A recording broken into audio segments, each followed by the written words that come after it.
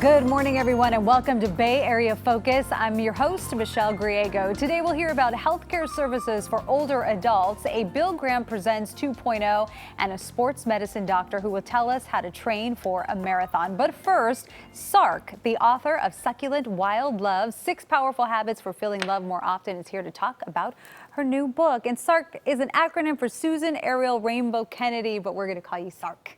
All right, so you wrote a book about marrying yourself.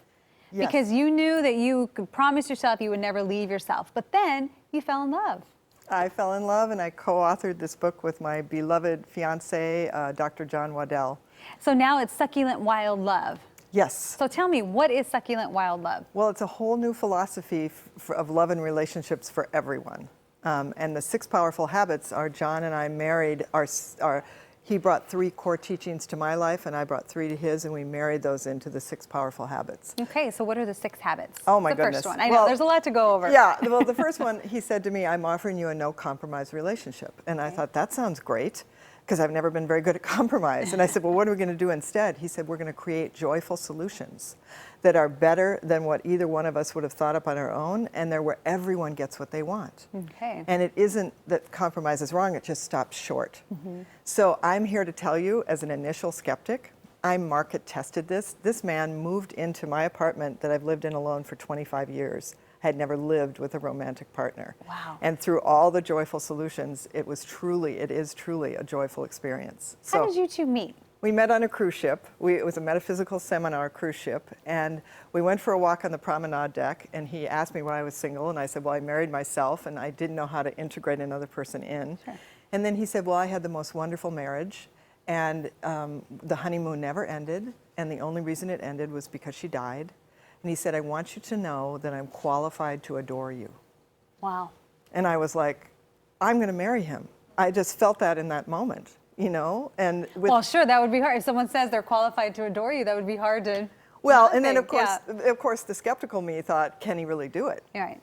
And so when he moved in, he said, I will leave in 3 days if you don't like it.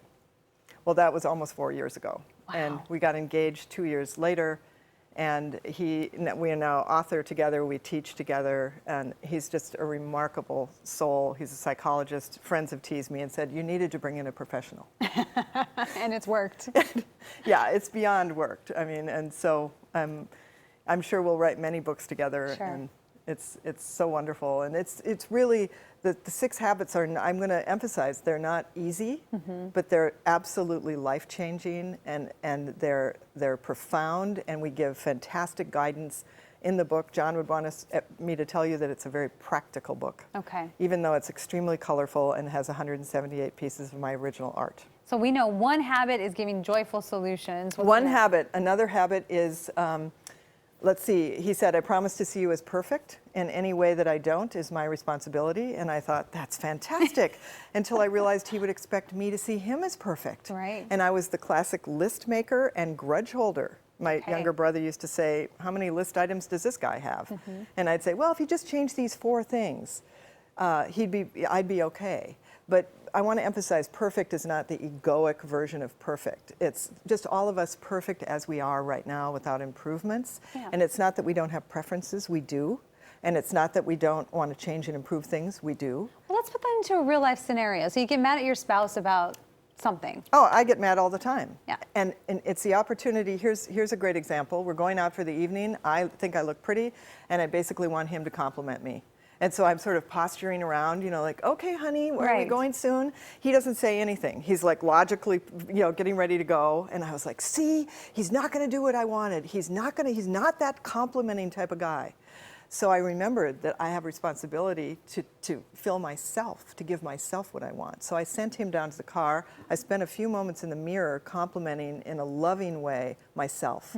I filled myself up. I went down the stairs. I come skipping out the door. He's at the trunk, and he turns and he goes, you look great. And I said, thank you. But I didn't need it from him because I had filled myself. A lot of people come half empty to their partners and expect them to fill them, and then get angry when they don't say or do the right things. So the line from Jerry Maguire, you complete me, that's not That's not what we should be looking for. Well, you can, but then you're at the mercy of whatever they do or don't do to complete you. Sure. When you really fill yourself and share the overflow with your partner and with the world, you are truly liberated and truly self-loving and really succulent wild loving. In the book, you talk about the inner critic care system. What is that? Inner critics, we all have them. They're not bad. They were instilled in us at a young age by well-meaning people. And then we've grown out of proportion to what we don't need them now, but we still have their critical negative dialogue in our heads. And so we teach people in the book how to transform your relationships with those inner critics. And by the way, when you're fighting with your partner, you're never fighting with them. You're always fighting with an inner critic. So you can truly take ownership and not have to have these same fights over and over. It's amazing. Yeah. And it really works. It's very interesting. The book is very interesting. Thank you so much for coming on. And, I've loved it, and Michelle. telling us all about the book. And congratulations on the engagement, right? Thank you. Well, for more information on the book, Succulent Wild Love, just log on to planetsark.com. Again, that is planetsark.com. Coming up, local services for older adults at Unlock Lifeways. We'll be right back.